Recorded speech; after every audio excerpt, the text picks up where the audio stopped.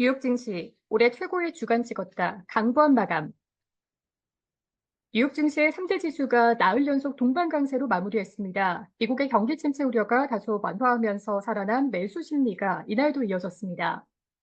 16일 뉴욕 증권거래소에서 다우존스 30 산업평균 지수는 전장보다 96.7포인트, 0.24% 오른 4659.76에 거래를 마감했습니다. 스탠더드 앤드 포어스 S&P 500 지수는 전장보다 11.03포인트, 0.2% 상승한 5,554.25를, 나스닥 종합지수는 전장보다 37.22포인트, 0.21% 오른 17,631.72의 장을 마쳤습니다. 3대 주가지수는 지난 13일부터 4거래일 연속으로 올랐습니다. S&P 500 지수와 나스닥 지수만 놓고 보면 7거래일 연속으로 강세를 이어갔습니다. 7거래일 연속 강세는 지난 7월 10일로 끝난 7거래일 연속 상승 이후 최장기간 오름세입니다. 주간 기준 상승률로 보면 나스닥 지수는 이번 주에 5.29% 올라 2023년 11월 3일로 끝난 일주일 이후 최대 상승률을 기록했습니다. 당시 나스닥 지수의 주간 상승률은 6.61%였습니다.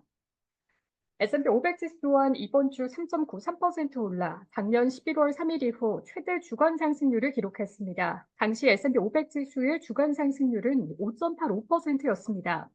주요 주가 지수가 앞서 한 달여간의 약세를 털어버린 것은 미국 경제가 연착륙 시나리오로 가고 있다는 기대감이 강해졌기 때문입니다. 이번 주 공개된 7월 미국의 생산자 물가지수 PPI와 소비자 물가지수 CPI, 소매 판매 지표는 미국의 소비력이 여전히 견고하면서도 물가 상승률은 둔화하고 있다는 점을 보여줍니다. 이는 연방준비제도가 큰 부담 없이 통화정책 완화 사이클로 진입할 여력을 만들어줬습니다.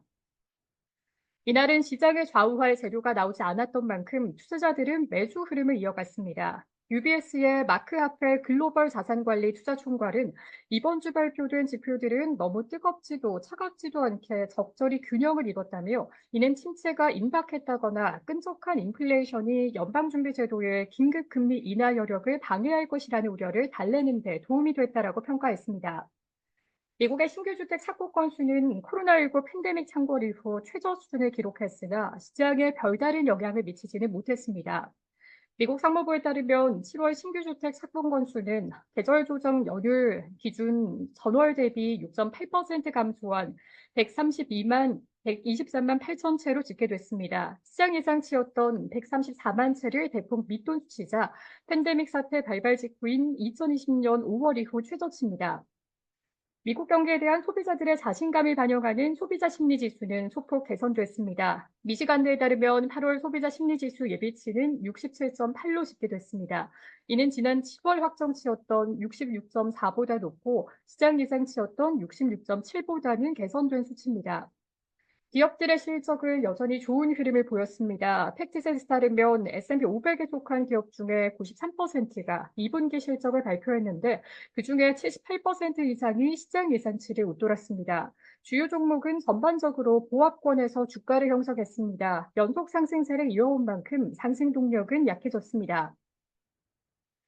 엔비디아는 이날도 1.4% 오르며 강세를 이어갔고 알파벳도 1% 안팎의 오름세를 보였습니다. 반면 메타 플랫폼스와 일라이딜리는 1%대 하락률을 기록했습니다.